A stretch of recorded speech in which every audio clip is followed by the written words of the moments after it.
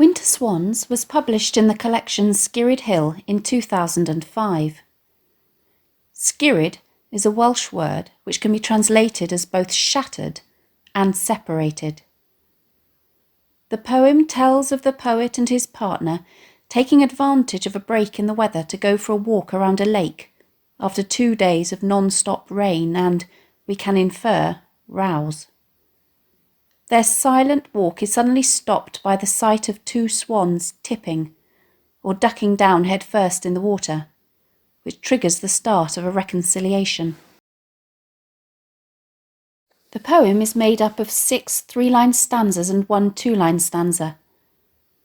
There is no regular rhyme scheme or strict metrical structure, but the poet uses internal rhyme, e.g. sand and hands, assonance, e.g. all and walk, and sibilants, with repeated S sounds, to give the poem a musicality and sense of cohesion. There is extensive enjambment across stanza breaks, such as between stanzas 3 and 4, and between stanzas 6 and 7, as well as across line breaks in most stanzas. Even though the relationship appears to be going through a rough patch, and at one point he says that they are silent and apart, he still refers to them as us, we, and our, perhaps suggesting that the rift between them is not permanent. The poet uses observations of nature to explore their relationship rather than talking about the relationship directly. This is perhaps a way of enabling him to explore sensitive topics through the projection of these onto something else. The poem starts with a pathetic fallacy. The turbulent weather seems to be mirroring the state of their relationship. Literally, the clouds had given their all. It has rained and rained until it appears that there is none left. Metaphorically, we can infer that the couple have argued and cried for 2 days until they have stopped because they are emotionally drained. The ground beneath their feet is waterlogged. The fact that it is soaked so much that it cannot seem to take any more is perhaps an indication of the amount of tears that have been shed and the depth of feeling involved in the lovers' argument. It also gives a feeling of stasis, as the water, perhaps symbolising the ill feeling between the pair, refuses to drain away and the relationship is momentarily suspended. The onomatopoeic personification employed in the image of it gulping for breath perhaps symbolises the way in which the relationship is in danger of suffocation. The enjambment that extends over 3 lines here enhances this idea as the lines move relentlessly forward without giving the reader the chance to take a breath. The ground that they are walking on, both literally and metaphorically, is unstable. The couple are skirting the lake in much the same way as they are skirting around or avoiding the problem in their relationship by not talking. They are silent and apart. They do not seem to have any connection on an emotional or physical level. The prevalence of guttural k and g sounds in the first couple of stanzas uses these harsh sounds to convey this tension in the relationship. What brings both the couple and the first sentence to a halt is the appearance of a pair of swans with a show of tipping in unison on the dark lake. The swans duck beneath the water, as if rolling weights down their bodies to their heads.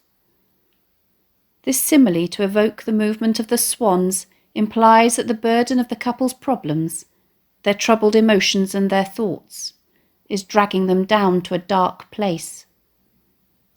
The literal image of the swans with their tail feathers sticking up in the air as they halved themselves in the dark water perhaps symbolises the fractured nature of the couple's relationship and their feelings of incompleteness during this dark time.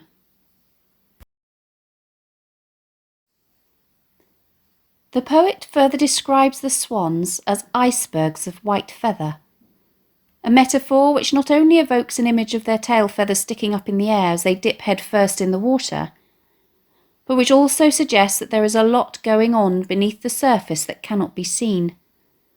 Perhaps the negative thoughts and resentments at the root of the problems between the couple. The poet describes the swans' return to the surface, however, using the simile, like boats righting in rough weather.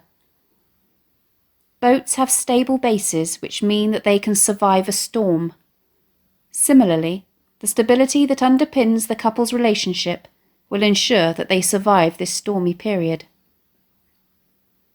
The poet's partner is the one to break the silence with the first and only words that are spoken.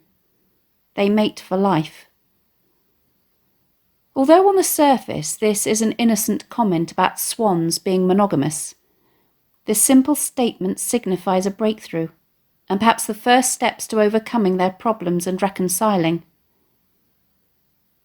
As the swans depart, the poet uses the metaphor, porcelain over the stilling water.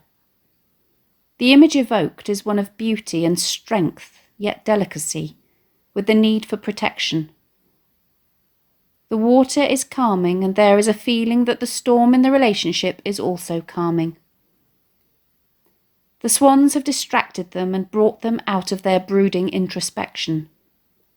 The swans make them reflect on their own behaviour, and reminds both the poet and his partner of the commitment they have made to one another. The swans may dip beneath the water into the darkness, but it is only momentary. They are soon able to right themselves and continue on their way.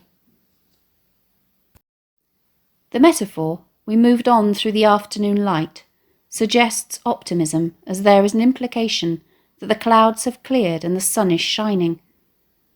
This optimism remains cautious, though, as they slow step in the lake's shingle and sand. The sibilance present in this image implies a softening and a returning to harmony. Although their walking is still precarious, and these are tentative, small steps, they are now on solid, drier ground. Unconsciously, indicated by the adverb somehow, the couple find that they are holding hands. The metaphor swum the distance between us, reminding us of the swans once more, indicates that not only has their physical distance been overcome, but also their emotional distance. As they make physical contact, they also make emotional contact. There is a feeling that the love that they hold for each other is an irresistible force which cannot keep them apart for long. The poem ends with a 2-line stanza which suggests resolution. They are now a reconciled pair. Whilst the parallel of the couple with the swans has only been implicit up to this point, the poet now explicitly links them using the simile, like a pair of wings settling after flight. Essentially, wings come in pairs. They are always connected and are only apart temporarily. There is a sense that the poet now feels more comfortable making direct observations about their relationship, now that they are reconciled. Thanks for watching. I'd really appreciate any questions or comments below. I look forward to hearing from you.